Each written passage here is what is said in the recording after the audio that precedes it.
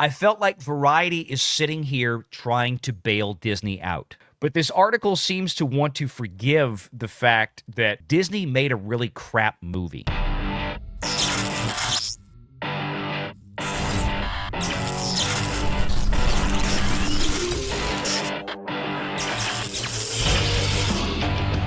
Renegade Online.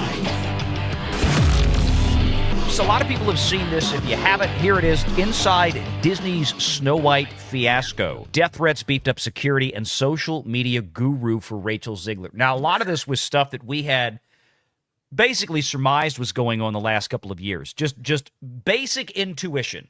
Rachel Zegler dropped a giant hot deuce on this movie a year and a half ago, running her mouth on social media, on the interview turnstiles, talking about how the old movie was outdated and it was about a stalker that was chasing Snow White around. Stalker was her words, and how this movie was going to be more about modern feminism and how Snow White was going to find her own power and she didn't need a man. It was going to be about her becoming the leader her father always knew she could. All this stuff. Everybody reflexively went, the hell are you talking about? It's like nobody recognized this as Snow White for all the reasons you ladies just brought up. We don't need to go through, like I said, it's a lot of those details, introducing the trailer, talking about how this kind of started out, and then here we go. We get into all the Rachel Zegler stuff, and there it is. Rachel Zegler posting, quote unquote, fuck Donald Trump, and may Trump supporters never know peace on Instagram. Disney had had enough at this point, according to Variety, given the star was signaling to half the potential audience of an already troubled film plagued by costly reshoots to stay home. I got news for you. Is a lot more than half your potential audience, because let's be honest, and y'all tell me if you think I'm wrong, but when it comes to middle America and it comes to moms and dads with kids and raising little girls together, I'm willing to bet that a lot more of them tend to lean more to the right than they do to the left. What would y'all think? I mean, I would say I agree. I would say so. 100% agree. Yeah, and I'm not saying they're all hard right, but they're probably definitely right of center, more so on average. So, yeah. Now remember this name. They're talking about the producer, Mark Platt, one of the producers of this film, because it is his son that just lit off on Instagram today about this. And that story dropped in the Daily Mail. This gets way funnier. Platt made the case again to Zegler. After a back and forth, she began working with a social media guru paid for by Disney, this according to Deadline, to vet any posts before the film's March 21st bow. Now remember, again, this movie was delayed an entire year. The $270 million, it's really $282 million based on today's exchange rates or the day the movie came out, which is, I think, a better gauge. $282 million, the gross spend, that is only through the end of 2023, meaning the last 15 months of post-production and reshooting for this film was not included in the $270 million that our friend Caroline Reed reported at Forbes magazine. Because we've got the financial returns for this movie. We know it's been filed. It hasn't been updated in 15 months. So there's a lot more to go. Zegler and Disney did not respond to any requests for comment here. Then, of course, we got the film's dismal opening weekend. They compared it to some other things. Quote, you can't say a live-action remake of the most iconic film in the vault that cost $270 million. It's $400. We're going to find out. I'm telling you I'm going to be right. Just give it about 6 to 12 months. And has been reshot multiple times. Opening to $50 million is okay. The math does not work. That movie should be a billion-dollar movie, said an executive at a rival studio. So think Paramount, think Warner Brothers, think Sony, Universal, whatever. When the film was tracking for a 45 to 55 million domestic opening. Again, it was already abysmally low.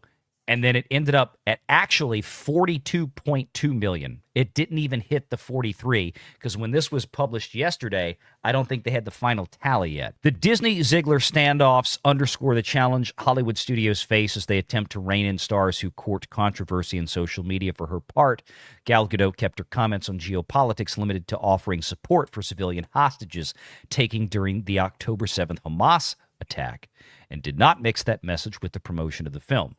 And that was the big issue. Zegler's infamous Free Palestine comments was when she went onto her Instagram account, posted about Snow White coming. Like, this was obviously something that was coordinated with Disney for her to post on her Instagram account to get big social media traction. And then she went in and made a personal comment underneath it about Free Palestine. So she directly tied the two things together, whereas Gal Gadot just made a comment on Instagram or social media, absent and apart from any Disney advertising for the film, about, support the victims of the terrorist attack from October 7th. So very, very strikingly different situations. They talk about some of her past history here. Months later at D23, she started criticizing the original Snow White. We talked about that. But I love here how, and as time went on, and they finally bring up the comparison, which there's really not much of a comparison here. There's no comparison. This is a false comparison. This is so stupid. As time went on, Disney became increasingly loath to weigh in on anyone's speech, considering the studio was sued in 2024 by Gina Carano, who claimed she was fired from The Mandalorian for voicing her opinions on hot-button issues. That's exactly what Disney said they did, so it wasn't just her claim. That's actually what Disney did by their own admission. Quote, they say all press is good press, but in Snow White's case, they were unabashedly wrong, says box office analyst Jeff Bach of Exhibitor Relations, and that's a website and Twitter account you see me retweet and talk about a lot, do a lot of interactions with ERC. Too much negative controversy, he says, surrounding this film for years, and it didn't help that the reviews were subpar, likely rendering this latest live-action adventure to a D+ or to Disney+ for many potential ticket buyers. A possible saving grace, a feeble marketplace where Snow White could stay a while, as many films have, despite the lackluster debut. Let me ask y'all's opinion, because this is what I felt like. I felt like Variety is sitting here trying to bail Disney out, because instead of the article, as many others have stated, and I'm not trying to discount the fact that Zegler's behavior during the course of the last year and a half when this movie was being built and promoted, it had tremendous impact. But this article seems to want to forgive the fact that Disney made a really crap movie. And that's it's all about all the stuff behind the scenes. What have y'all, just based on what's going on so far, any remarks on that one? They definitely are dancing around it. They're not really commenting on the quality of the movie. No, I absolutely think that they're trying to bail Disney out. That Variety article that was written, maybe 2 weeks ago by Mark Malkin, when they were talking about how Disney wouldn't allow press at their red carpet. That was such a Disney glazing article.